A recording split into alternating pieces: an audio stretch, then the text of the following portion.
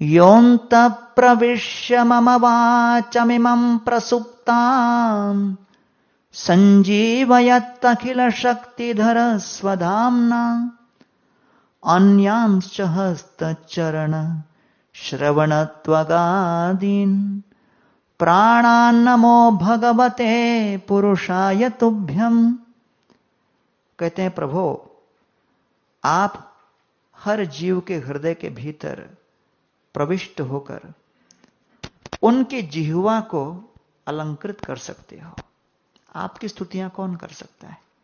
लेकिन आपकी इच्छा हुई तो जो व्यक्ति संस्कृत व्याकरण में शून्य हो वो भी श्रेष्ठतम संस्कृत काव्यों के माध्यम से आपकी स्तुति करने में समर्थ हो सकता है।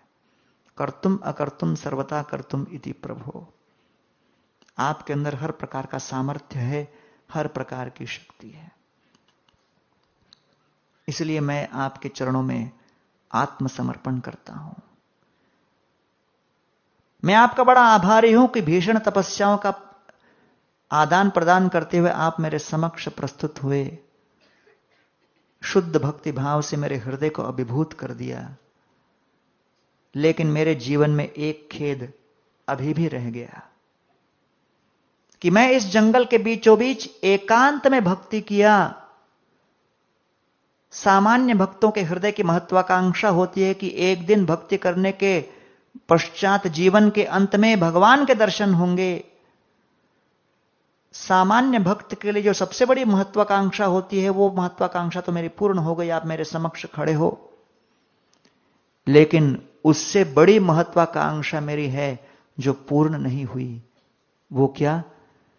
कि भगवान का दर्शन करना तो ठीक है, लेकिन जब तक वैष्णवों के सत्संग में भक्ति करने का आनंद नहीं प्राप्त होता, भक्ति अधूरी रहती है।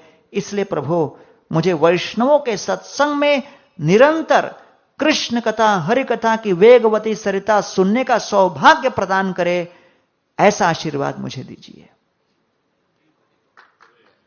ध्रुव महाराज ने जो प्रार्थना की, वो प्रार्थना श्रील प्रभुपाद की दया से हम सभी को प्राप्त है।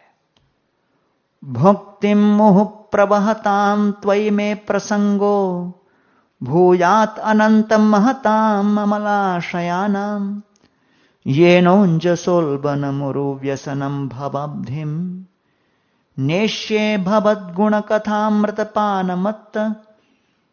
कहते हैं कि प्रभु, केवल वैष्णव सत्संग में इस हरि कथा का श्रवण करते हुए, कीर्तन करते हुए मैं उन्मत्त होना चाहता हूं। मैं केवल नशे में चूर होना चाहता हूं इस हरि कथा और हरि कीर्तन के शब्द ध्वनि में। तो भौतिक जगत में व्यक्ति वासनाओं के सागर में मग्न होना चाहता है, वासनाओं की मदिरा को पूर्ण करके वो मदमत्त होना चाहता है। लेकिन वैष्णव सत्संग में वैष्णव गण शब्द में मदमत्त होना चाहते हैं, शब्द ध्वनि। We have to become intoxicated by sound.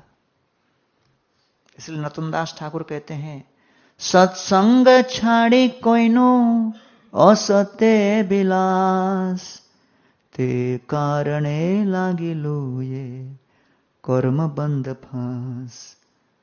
विषय विषम विष सतत खाइनु, गौर कीर्तन रसे मगन न होइनु।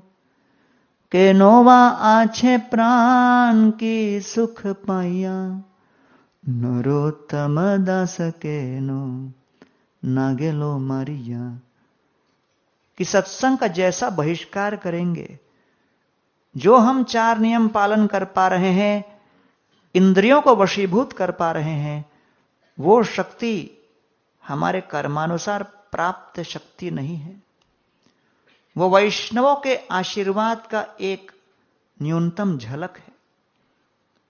जब तक वैष्णवों का आशीर्वाद बना रहेगा, तब ये सब इंद्र तृप्तियों को नियंत्रित कर भगवान के नाम लेने की शक्ति मिलती है। Do not take this for granted.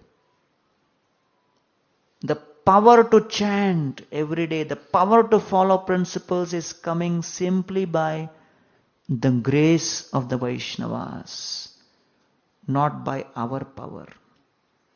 हम लोग योगी नहीं हैं, हम वैष्णव हैं, हम लोग दूसरों के ऊपर निर्भर हैं. तो इसलिए ध्रुव महाराज इस प्रकार वैष्णवों के आशीर्वाद के आकांक्षी भगवान के चरणों में अपने निवेदन व्यक्त करते हैं और कहते हैं कि माया के सागर को पार करना हमारे लिए संभव नहीं, केवल वैष्णव सत्संग में ही यह संभव है. प्रभुपाद जी एक बार मॉर्निंग वॉक पे थे और इन मॉर्निंग वॉक पे उन्होंने देखा कि वेनिस बीच पर भक्त लोग ने देखा ओशन को, और एक भक्त ने प्रभुपाद को कहा कि देखिए प्रभुपाद, सागर कितना आकर्षक लग रहा है. प्रभुपाद ने कहा, हां, सागर दूर से आकर्षक लगता है, पास जाओगे तो सागर पकड़ के खींच लेगा. तो प्रभुपाद बोले, ये सागर क्या है? माया देवी की तरह है. प्रभुपाद बोले, Maya also looks attractive from a distance. तो प्रभुपाद जी ने प्रश्न रखा, Krishna is attractive, Maya is attractive. Krishna भी आकर्षक है, माया भी आकर्षक है, दोनों की तुलना में अंतर क्या है? फिर प्रभुपाद ने उत्तर दिया, जब कृष्ण के प्रति आकर्षित होंगे आनंद की अनुभूति होगी, माया के प्रति आकर्षित होंगे क्लेश की अनुभूति होगी. तो इसलिए ऐसे माया के तरंगों पर विजय प्राप्त करने के लिए वैष्णव सत्संग ही सुष्ठु नौका है. तो एक बार हम लोग जगन्नाथपुरी की यात्रा में थे राधानाथ महाराज के साथ.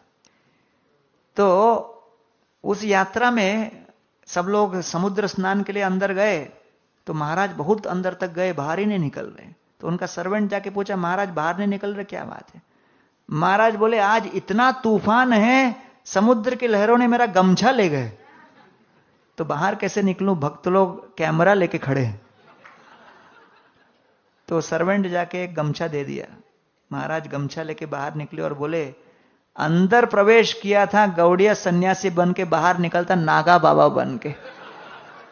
फिर महाराज ने बोला, वार्निंग दे दो, कोई भक्त लोग अंदर नहीं जाएंगे, बहुत दूर तक अंदर मत जाओ, आज समुद्र तूफानी है. अनाउंसमेंट किया, करने पर भी एक हमारा भक्त है जिसकी बड़ी आदत है, जो अनाउंसमेंट करे उसका विपरीत ही करो. उसमें एक्सटेसी था उसका. हम बोल रहे मत जा मत जा, ले अंदर तैरते चले जा रहे. अचानक समुद्र की लहरें उसको पकड़ ली और ऐसा लगा कि वो जाने वाला है. तो पहले तो उसने संघर्ष किया, बाद में देखा कुछ नहीं होगा, फिर दोनों हाथ ऊपर उठाया. वो भक्त लोगों को लगा बोल रहा हरि बोल. उनको देख के सब लोग बोले हरि बोल. किसने कहा नहीं भैया मरने वाला है, नलिया को भेजो. तो एक नलिया को भेज दिया. नलिया मतलब आपका लाइफ गार्ड. तो अंदर चला गया. तो लाइफ गार्ड गया, बच्चा के लेके आया, बाहर निकला, पेट से पानी निकाला. मैं वहीं खड़ा था. तो मैंने बोला, भैया ये लाइफ गार्ड जान पे खेल के बच्चा के लिए, उसको कुछ पैसा तो दो, बख्शिश दो. वो 150 रुपए निकाल के देता है. मैंने कहा यार इतना ही क्या, बचाया थोड़ा तो दो, 500 1000 कुछ तो दो. बोले नहीं नहीं, राधेश्याम प्रभु ने बुक में लिखा है शरीर का कीमत 150 रुपया है. मैंने कहा वाह रे वाह, कंजूसों में श्रेष्ठ. तो फिर मैंने पूछा, इतना चेतावनी देने पर भी अंदर क्यों घुसा तू? वो बोलता है, यार मैं तो स्विमिंग में इतना एक्सपर्ट हूं, मैंने कभी जीवन में कल्पना नहीं की कि पानी में मेरा कभी कुछ प्रॉब्लम होगा. तो इसलिए जिसको स्विमिंग नहीं आता वो कभी डूबता ही नहीं. क्यों? वो कभी जाता ही नहीं. किसका फॉल डाउन नहीं होता? नॉन डिवोटी का.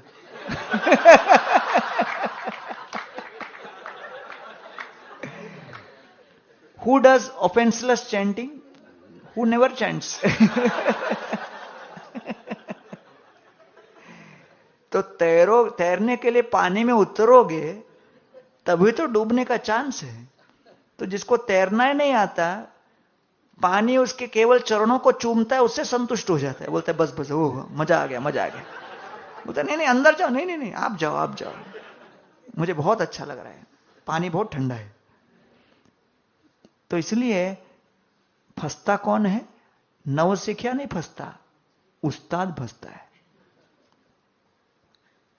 तो इसलिए जो भक्ति में नया नया व्यक्ति है वो भक्ति के कार्यकलापों को बड़ा गंभीरता से लेता है, लेकिन थोड़े समय के बाद भक्ति करते करते अपने को लगता है ये तो मेरा दैनिक जीवन है, मैं तो नाम जप में उस्ताद हो गया हूं, कथा में उस्ताद हो गया हूं, भक्ति का बहुत बड़ा उस्ताद हूं।